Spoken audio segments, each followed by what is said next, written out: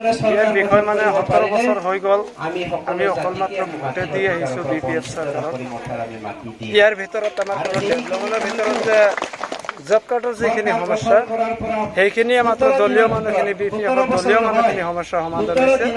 ইয়াৰ বাহিৰত বিপিএফৰ বাহিৰত যিবিলাক মানুহ আছিল আম পাব্লিক তেখেতৰ জব কাৰ্ডৰো ডেভেলপমেণ্টৰ কাম হোৱা নাই।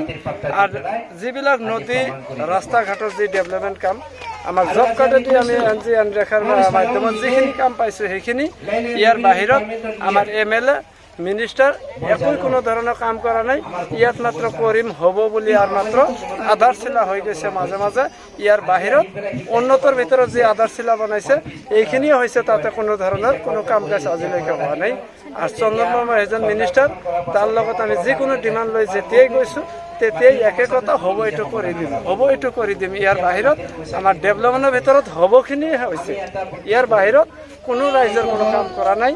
খালি মাত্ৰ ভোটৰ সময়ত আমাৰ ভোটৰ দাম আছে, ভোটৰ পিছত সি যে মিনিষ্টাৰ হয় আমাৰ ডেভেলপমেণ্টৰ ভিতৰত বঙাইগাঁও ঢালিগাঁৱৰ ভিতৰত যিখিনি গাড়ী শ্ব'ৰুম বনাইছে সেইখিনিয়ে আমাৰ ডেভেলপমেণ্ট। আমি ৰাস্তাৰে গ'লে তাতে আমি চাব পাৰোঁ, কিন্তু এইটো আমি অনুভৱ কৰিব নোৱাৰোঁ যে এইখন আমাৰ ডেভেলপমেণ্ট না তাৰ ব্যক্তিগত ডেভেলপমেণ্ট। আমাৰ ৰাইজৰ সিদ্ধলি সমষ্টি হিচাপত সিদ্ধলিবাসীয়ে আমি এইখিনি উপকাৰ পাইছোঁ যে তাৰ কেইটামান গাড়ীৰ শ্ব'ৰুম আছে, ক'তবা মাটি আছে। ইয়াৰ বাহিৰত আমাৰ বাহিৰত কোনো ডেভেলপমেণ্ট কাম কৰা নাই, আমাৰ ৰাইজৰ কোনো সা সুবিধা তেখেতে দিয়া নাই।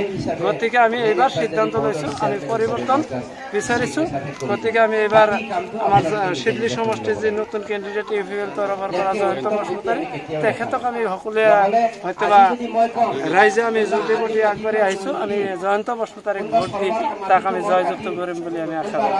নম্বৰ কথা হ'ল কি, চন্দন ব্ৰহ্মা নিজৰ কাৰণে যিখিনি কৰিছে নিজৰ কাৰণে, বেলেগ আমাৰ ৰাইজৰ কাৰণে একো কৰা নাই। চক বৃহৎ এটা নদী, আমাৰ নদী তিনিবাৰকৈ আহিছে, তিনিবাৰকৈ মন্ত্ৰী হ'ল, তথাপি খালি কৈছে যে আমি অহাৰ লগে লগে কৈছে কি এইবাৰ দলং দি দিম। আজিলৈকে দলং দিব পৰা নাই এইজন চন্দন ব্ৰহ্মা। আজি কালি আহি বুলি ক'ব কি এই দি দিম, আপোনালোকে এগ্ৰিমেণ্ট কৰক দি দিম।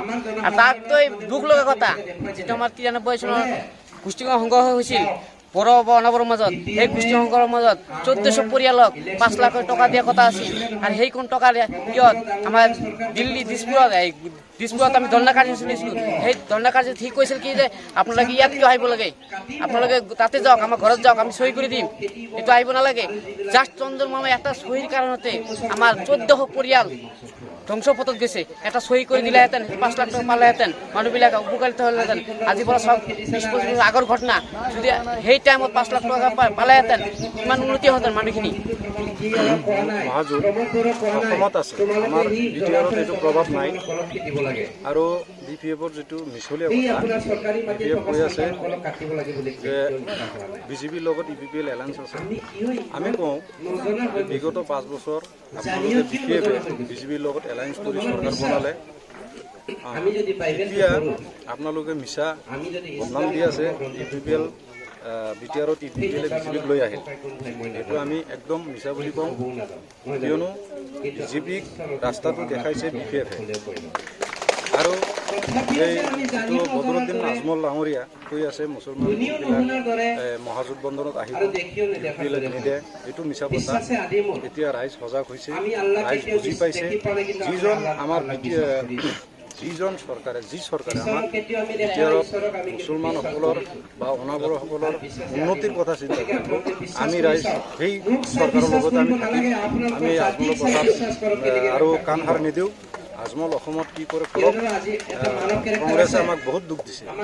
কংগ্ৰেছে 2008ৰ পৰা 2008 চনত যিটো ভাইলেঞ্চ হৈছিল তেতিয়াও চৰকাৰত কংগ্ৰেছৰ আছিল, 2012ত আছিল কংগ্ৰেছে, 2014ত কংগ্ৰেছ আছিল, 93টো কংগ্ৰেছ আছিল। এইবিলাক ভাইলেঞ্চ সেই কংগ্ৰেছৰ দিনত। কংগ্ৰেছ এনেকুৱা এটা ৰাজনৈতিক দল, মানে সিহঁতে চব জাতি জনগোষ্ঠীৰ কথা ক'ব, কিন্তু ভাইলেঞ্চ সিহঁতে লগাই দিয়ে, কোনো একশ্যন নাই। কিন্তু এই BJP চৰকাৰ 5 বছৰত ক'তো আমাৰ অসমত বা BTRত কোনো ভাইলেঞ্চ হোৱা নাই। আৰু এটা ভাল কাম কৰিছে, নতুন BTR শান্তি চুক্তি কৰাত যি সহায় কৰিছে, যি কাম আগবঢ়াইছে, আমাৰ এতিয়া আমি মুক্ত মনে আমি BTRত ঘূৰিব পাৰোঁ। মুক্ত মনে চলিব পাৰোঁ, মুক্ত মনে আমি ইনকাম কৰি খাব পাৰোঁ। 17 বছৰ ধৰি আমি BPF-ৰ মানে দুৰ্নীতিটো আমি চাই আছোঁ। ইহঁতে কি কৰিছে কি কৰা নাই। আমি ভাবিছিলোঁ ইমান দিন আমি মানে ইহঁতৰ লগতে আছিলোঁ আগত। আজি 7 বছৰ আগত ইহঁতৰ লগত আছিলোঁ, ইহঁতক মানে যোগদান দিছোঁ সুবিধা পাম বুলি, কিন্তু আজি আমি একো সুবিধা পোৱা নাই। কিয় পোৱা নাই মানে ইহঁতে সুবিধাটো দিছোঁ বুলি কয়, কিন্তু সুবিধাটো ক'ত আহে? VCDCত আহে, কিন্তু VCDCৰ পৰা আমি একো নাপায়। যিহঁতে মানে এই চেয়াৰমেন হওক মেম্বাৰ হওক, চেয়াৰমেনবিলাকে মানে বেছিভাগ ইহঁতে মানে ঠগবাজি কৰি খায়। আৰু মানে ক'বলৈ গ'লে বহুত কথা আছে। ইয়াতে আমাৰ চাওক ইমান ডাঙৰ নদী, মানে ইহঁতে ইলেকশ্যন আহিলেই কিমান যে নাৰিকল ফাটাই আৰু কিমান যে ফিটা কাটে আমি গমেই নাপাওঁ। মানে 101টা নাৰিকল ফটোৱা হৈ গ'ল, 101টা ফিটা কাটা হৈ গ'ল, কিন্তু আজিলৈকে আমাৰ এই নাঙলভাঙা এৰিয়াত আজিলৈকে এটা ব্ৰিজৰ মানে কোনো এটা আমি মুখ দেখিবলৈ পোৱা নাই। 17 বছৰত সিহঁতে মোৰ একো কাম কৰা নাই ইয়াত। 17 বছৰ সিহঁতক মই ভোট দি আছোঁ, মোক খালি ঠকায়ে আছে। দালাং দিব বুলি কৈ আছে, মোক এতিয়া দালাং দেৱা নাই। কলেজ দিব বুলি কৈ আছে, এতিয়া কালাজ দেৱা নাই। এতিয়া বোলে ইয়াতে বোলে স্কুল বোলে ডেভেলপ কৰিব, কোনোবাই মানে বেঞ্চাৰ স্কুল খাটি আছে, মোৰো হাজবেণ্ডটো খাটি আছে। আজি পৰ্যন্ত মানে স্কুলটো গেৰেণ্ট কৰা নাই। তাহলে ইয়াতে মানে একটা হস্পিটাল নাই। ইয়াতে মানে একটা বেমাৰী যদি এতিয়া মানে যদি কিবা মৰে বা কিবা হয়, মই ল'ব কাৰণে নাপায়। নদী নালা মানে ভৰ্তি হৈ যায়। যেতিয়া নদীটা মানে বৰষুণ আহি মানে ডাঙৰ হৈ যায়, তেতিয়া মই এইটো কি কৰিব লাগে, মই মানে ইয়াতে 100 টকা লৌকা ভাড়া দিয়া ল'ব লাগে, তেতিয়াও মানে হস্পিটাল নাপায়। কিছুমান মানুহ মৰি যায়, তেতিয়াহ'লে মই কি কৰিম? তাক কিমান কৰিম? 17 বছৰ সিহঁতক ভোট দিছোঁ। এতিয়া মই ইপিপিএলত ভোট দিয়া মোৰ প্ৰমোদ বৰক মই জিকায়া, এতিয়া মানে মই চৰকাৰ গঠন ভাল কৰি কৰিম। এইটোৱে মোৰ ধন্যবাদ।